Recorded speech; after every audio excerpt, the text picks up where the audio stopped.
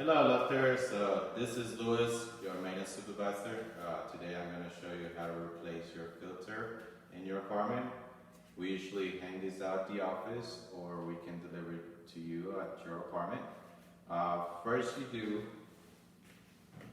remove the screws from the panel, carefully lift it, settle it down, and then slide out the old filter. Put a new one in with the errors going that way. Slide this in.